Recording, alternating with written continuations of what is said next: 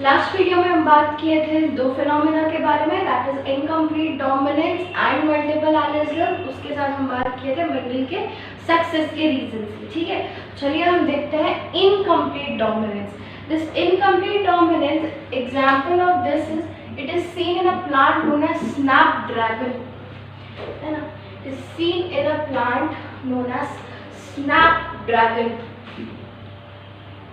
Snap dragon. ठीक, अब ये स्नैपड्रैगन को हम एक दो चीज, इसको डॉग फ्लावर भी कहते हैं। ठीक है, इसके साथ इसका साइंटिफिक नेम इज एंटरहाइनम, एंटरहाइनम। ठीक है, अच्छा, आप लोगों को कुछ भी नहीं समझ में आता है, please feel free to contact me on WhatsApp, है ना। आपके बैच के एक ही दो बच्चे लोग से मैं बात करती हूँ, बाकी कोई कुछ भी डाउट नहीं पूछता है, कोई कुछ भी नहीं करता है। आई कैन नॉट अंडरस्टैंड कि आपको जेनेटिक्स का मैं समझा रही हूँ, वो भी वीडियो पे, आपको क्या एक एक चीज़ समझ में आ जा रहा है। ठीक है, please feel free to contact me, I will not scold you people. Okay, चलिए, है ना। बहुत सारे बच्चों से तो मैं मिली भी नहीं हूँ, है ना। प्लीज़ डू कॉन्टैक्ट मी, तब तो मैं जानूंगी, तब तो मैं जान पाऊंगी आपको और आपके ऊपर और ध्यान दे पाऊंगी ताकि आप नीट क्वालिफाई करिए। Don't feel scared to contact me. आपकी की तरह मैं भी कॉलेज में पढ़ती हूँ, स्टूडेंट हूँ, है ना। तो please feel free to contact me. पूछिएगा नहीं तो जानिएगा कैसे, जानिएगा नहीं तो पढ़ाई कैसे कीजिएगा, नीट कैसे करिएगा। इसलिए प्लीज़, है ना, कॉन्टैक्ट में रहिए अपने टीचर्स के। चलिए, स्नैपड्रैगन, है ना, इसको डॉग फ्लावर या एंटरहाइनम भी कहते हैं।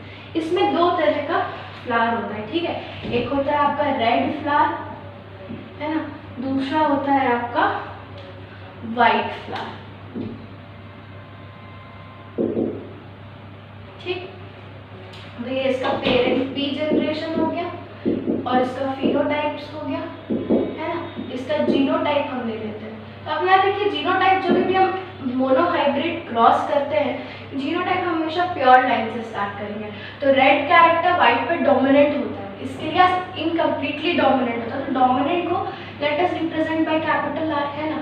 तो इस पे आर आर होगा। तो वाइट का जीनोटाइप आपका क्या हो जाएगा, since it is a recessive one, it will be small R, है ना।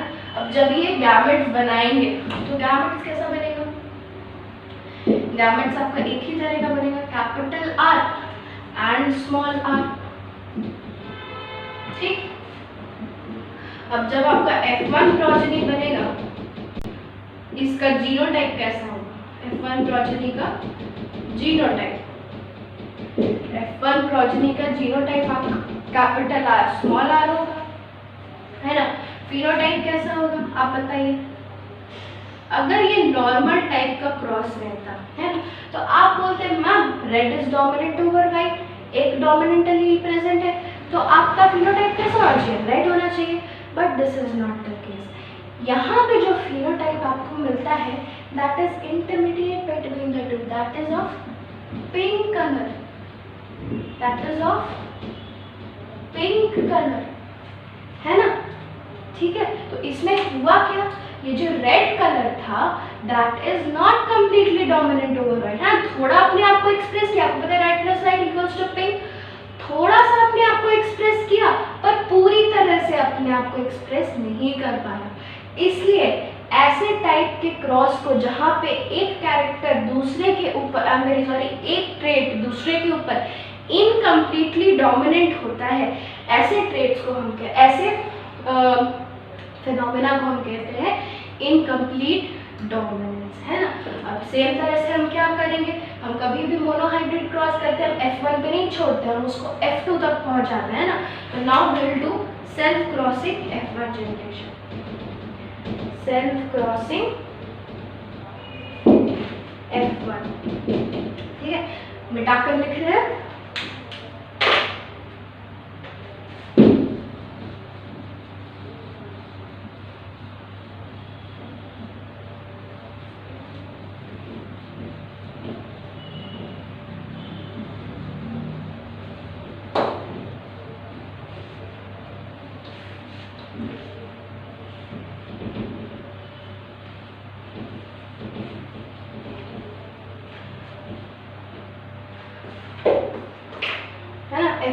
जब हम सेल्फ क्रॉस करेंगे तो क्या करेंगे, R R cross R R, मतलब पिंक क्रॉस पिंक। ठीक, अब आपका गैमेट्स क्या बनेगा, सेम टू सेम मेंडल के मोनोहाइब्रिड क्रॉस जैसा, कुछ डिफरेंस नहीं है, बस डिफरेंस कहाँ है कि वहां पे जो आपका हाइब्रिड था that was just like the dominant trait, and यहाँ पे आपका हाइब्रिड का अलग सा फिनोटाइप होगा। ठीक, जैसे कि यहाँ पे पिंक है, तो यहाँ पे गैमेट्स कैसे बन जाएंगे, गैमेट्स यहाँ पे क्या बनेंगे, कैपिटल आर स्मॉल आर, है ना, यहाँ पे भी कैपिटल आर स्मॉल आर। ठीक, यहाँ पे आपका F2 जनरेशन कैसा हो जाएगा, ठीक है, इसका हम यहाँ पे जीनोटाइप देख लेते हैं, हम इसका जीनोटाइप देख लेते हैं, है ना, एक कैपिटल आर एक कैपिटल आर के साथ स्मॉल आर, एक स्मॉल आर के साथ कैपिटल आर, एंड एक स्मॉल आर के साथ स्मॉल आर। ठीक, यहाँ पे आ जाएगा आपका capital R capital R capital R small R capital R small R small R small R, है ना। अब जहाँ पे मेंडल के मोनोहाइब्रिड क्रॉस में ये तीनों के तीनों डॉट है, यहाँ पे ऐसा नहीं होगा, यहाँ पे दिस विल बी रेड, है ना, and these two will be pink, है ना।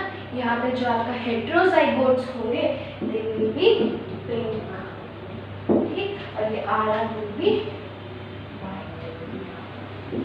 Are will be white. ठीक है, तो यहाँ पे आपका genotypic, this is your phenotypes,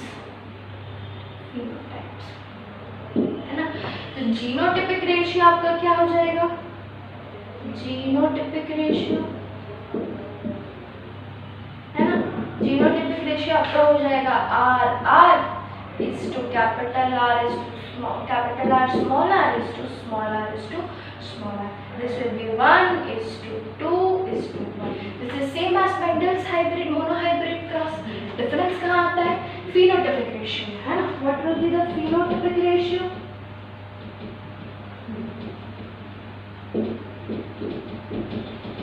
है ना, जहाँ पे वहाँ पे सिर्फ 2 तरह का फिनोटाइप था, यहाँ पे आपको 3 तरह का फिनोटाइप मिलेगा, है ना. Red is to pink is to white.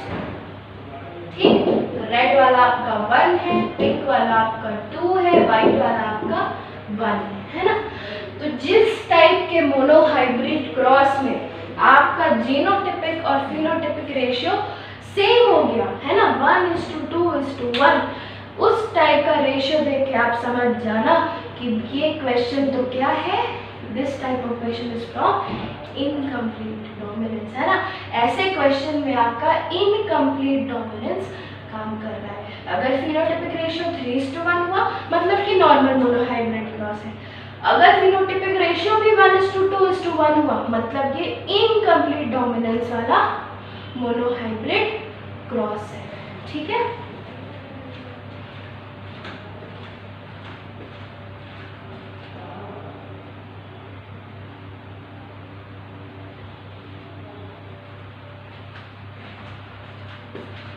ठीक है. अब हम नेक्स्ट फिनोमेना अपना देखेंगे, है ना, दैट इज मल्टीपल एलिलिज्म की, दैट इज मल्टीपल एलिलिज्म.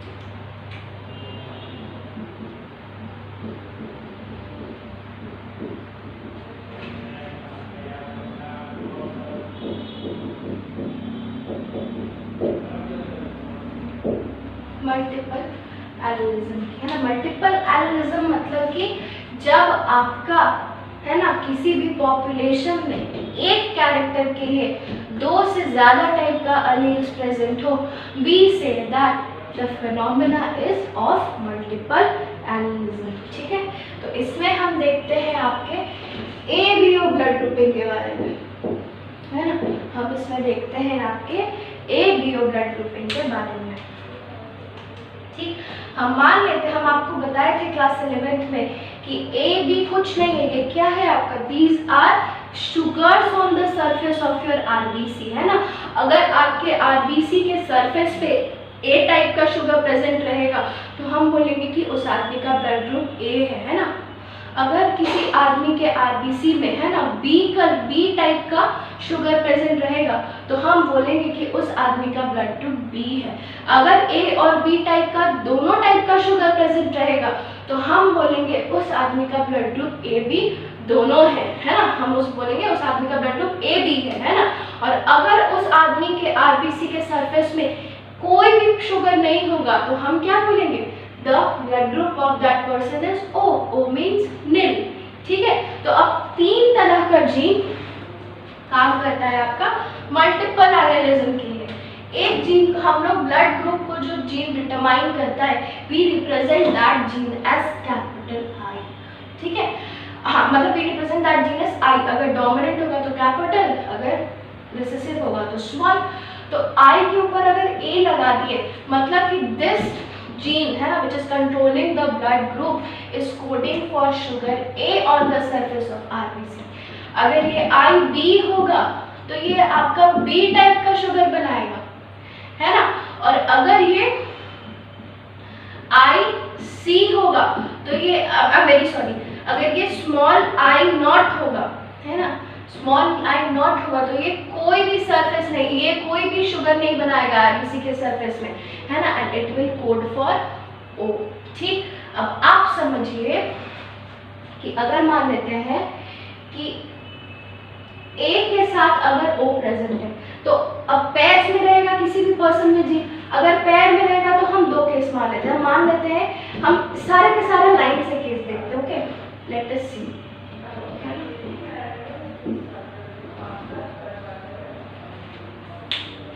ठीक है, हम let us consider the genotypes here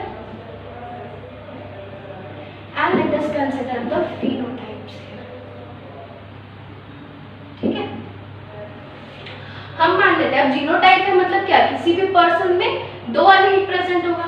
हम पहला मान लेते हैं कि दोनों का दोनों एलील IA इसमें कोई कंफ्यूजन नहीं है, दोनों का दोनों एलील क्या कर रहा है, A वाले के लिए, A वाले शुगर के लिए कोड कर रहा है। तो फिनोटाइप कैसा होगा, the blood group of that person will be A।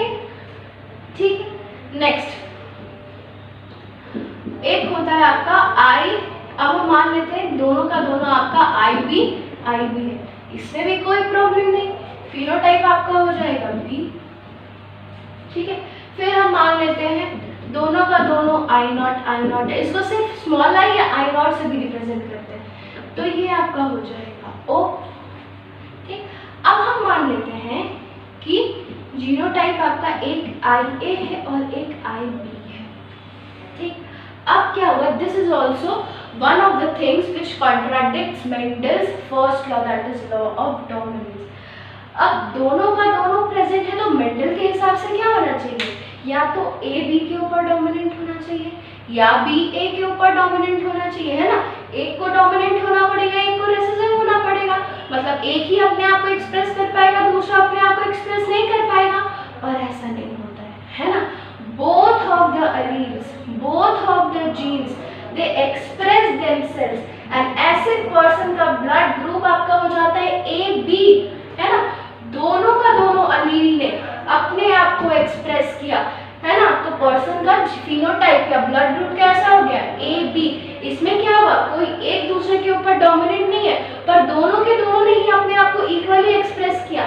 ऐसे फिनोमेना को हम बोलते हैं कोडोमिनेंस, ऐसे फिनोमेना को हम बोलते हैं कोडोमिनेंस।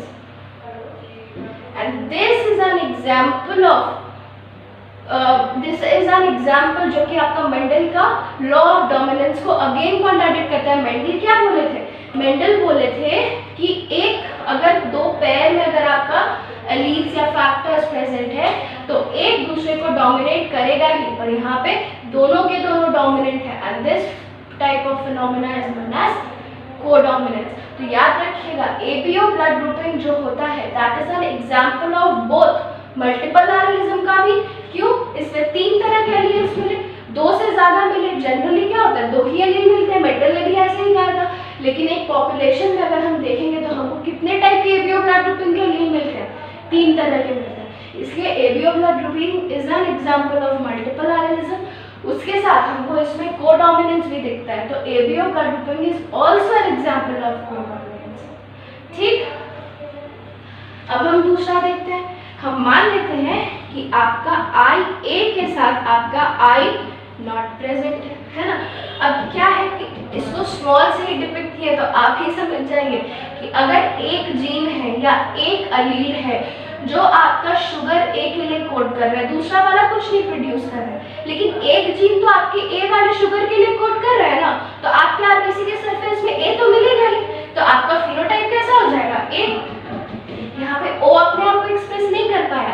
ऐसा नहीं है कि आपके आरबीसी में कोई प्रोटीन नहीं है, आपके शुगर नहीं है, आपके आरबीसी में शुगर है। एंड कौन सा शुगर है? एक एलील आपका ए को कोड कर रहा है तो वो वाला शुगर है। तो इसमें I A is dominant over I O, है ना। तो A phenotype is dominant over O, या A allele I A allele is dominant over I O allele. इसी तरह से अगर आपका आई बी आई ओ आ गया तो भी आपका फिनोटाइप क्या हो जाएगा? एक एलील तो बी को कोड कर रहा है ना, तो फिनोटाइप आपका बी हो गया। दिस इज अबाउट आपका ABO blood grouping. ABO blood grouping याद रखना, it is an example of both multiple allelism and codominance. ठीक है, तो आप इसमें ऐसे कह सकते हैं। देखिए एक चीज लेकर हम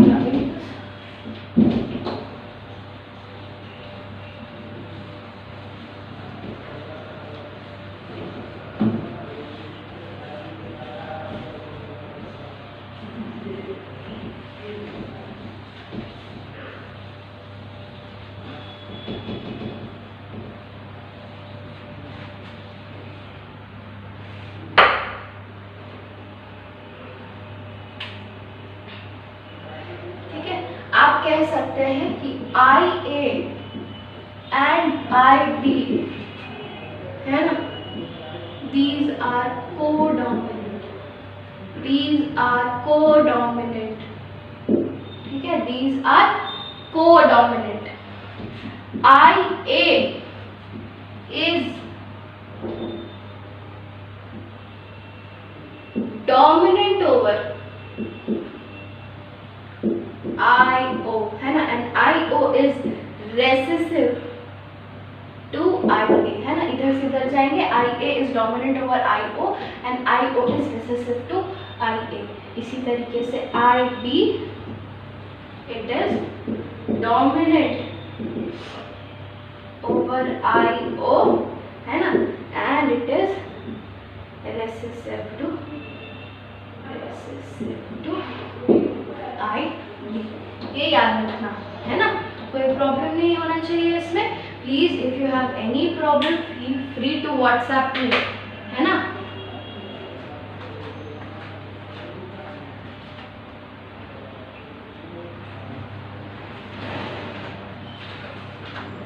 अब आपका एनसीईआरटी एक और चीज कहता है कि ऐसा क्या है कि कोई एक कैरेक्टर दूसरे के ऊपर डोमिनेंट है। तो let us understand it by an example. हाँ, ये आपका मल्टीपल एलिलिज्म खत्म हो गया।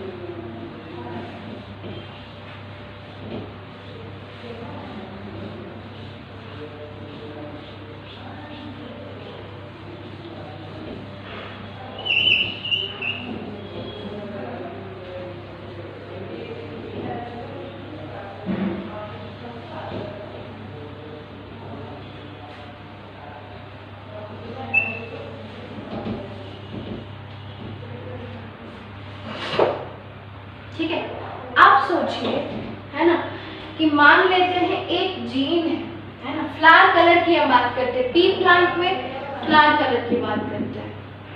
एक जीन है जो वी है, कैपिटल वी है ना, ये एलील आपका वायलेट के लिए कोड करता है ना।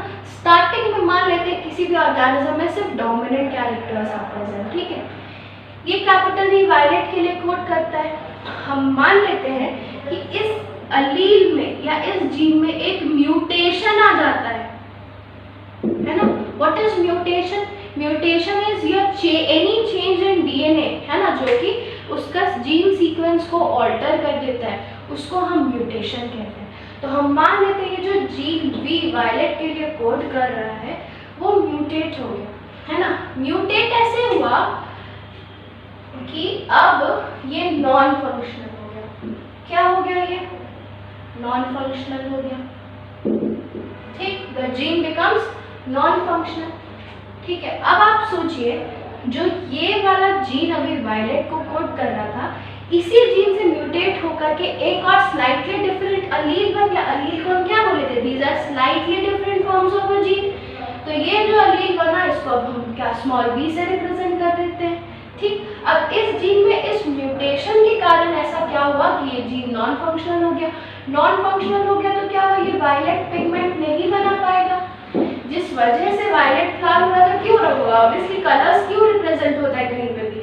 कलर्स ऑफ बायोलॉजी में क्यों होता है? बिकॉज ऑफ पिगमेंट्स, है ना। पिगमेंट्स के चलते ही कहीं पे भी मेरा स्किन में आपका, है ना, मेलानिन पिगमेंट है, इसलिए हम ब्राउन है, आईज में डिपोजिशन है, हेयर में डिपोजिशन है, क्लोरोफिल आपका ग्रीन होता है ना, that is also a pigment. तो बायोलॉजी में कहीं भी आपको कोई भी कलर्स दिखता है, that is because of pigment. तो ये वायलेट कलर का फ्लावर भी वायलेट क्यों है? बिकॉज ऑफ पिगमेंट, है ना। तो ये पिगमेंट जब ये नॉन फंक्शन होगा तो ये वायलेट पिगमेंट नहीं बना पाएगा, है ना। ये वायलेट वाला पिगमेंट को नहीं बना पाएगा। जब नहीं बना पाएगा तो फ्लावर का कलर कैसे होगा? आप बताओ। कलर आप नहीं चढ़ा पाए तो दैट विल बिकम व्हाइट। याद है ना। I am just giving an example, ठीक। तो ये इसके ऊपर डोमिनेट क्यों हुआ? बिकॉज इसका जो जीन था उसमें कुछ म्यूटेशन आ गया या चेंज आ गया। अब आप सोचिए, अगर दोनों कैपिटल वी है तो ये दोनों का दोनों डोमिनेंट है ना।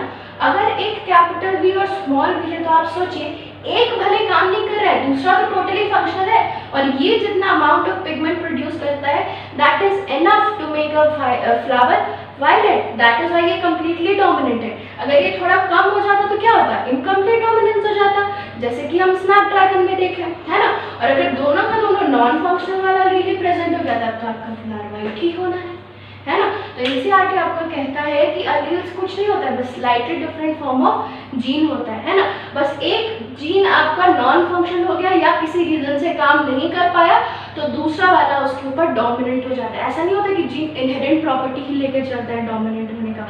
ब्लड ग्रुपिंग में भी हम देखें, ए वाला आपका अगर ए प्रोटीन को कोड कर रहा है तो आपका ए प्रेजेंट होगा।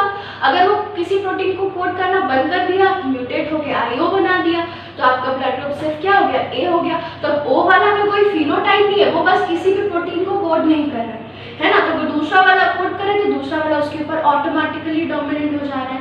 तो डोमिनेंट और रेसेसिव एक्सेस किसी जीन का ऐसा कैरेक्टर नहीं है, उसके काउंटर जीन पे भी डिपेंड करते हैं कि वो क्या कर रहा है, क्या नहीं कर रहा है, ठीक। तो आपका एनसीईआरटी बोलता है 3 रीजन के चलते आपका जीन में ऐसे डिफरेंट एलील्स हो सकता है, ठीक है। पहला बोलता है कि नॉर्मल या लेस एफिशिएंट एलील बना दे, मतलब कि ऐसे इस तरीके से म्यूटेट हो जाए कि वो अभी भी वायलेट पिगमेंट प्रोड्यूस ही कर रहा है ना। तो इस केस में तो आपको फिनोटाइप सेम मिलेगा, आपको ऐसा जीन से कोई फर्क नहीं पड़ता है। दूसरा कि नॉन फंक्शनल हो जाए, बनाना ही बंद कर दे, है ना। और तीसरा कि ये कोई एंजाइम ही बनाना बंद कर दे, है ना। एंजाइम्स का प्रोटीन बहुत सारा में क्या याद रखिएगा, जब हम आगे धीरे धीरे बढ़ेंगे इसमें तो आप जानिएगा कि बहुत मतलब कि जो भी आपका कैरेक्टर्स एक्सप्रेस होता है, कोई भी केमिकल रिएक्शन होता है बॉडी में, that is because of enzymes, है ना। तो अगर कोई एंजाइम ही आपका बने ही नहीं तो भी आपका रेसेसिव टाइप का लील होगा, है ना। तो बस this is an comparative thing, dominance and recessive, है ना। हम लोग खत्म कर लिए हैं आपका एनसीईआरटी का पेज नंबर 78 का इनहेरिटेंस ऑफ 2 जीन्स के पहले तक, है ना। Please read your NCERT till here properly, एकदम अच्छे से। उसके बाद आप नेक्स्ट वीडियो आगे देखिएगा। कोई भी डाउट होता है एनसीईआरटी का एक एक वर्ड आपको समझने का है ना, कुछ भी मत छोड़िएगा। This unit is very interesting and very important. आगे के बारे में हम लोग नेक्स्ट क्लास में बात करेंगे।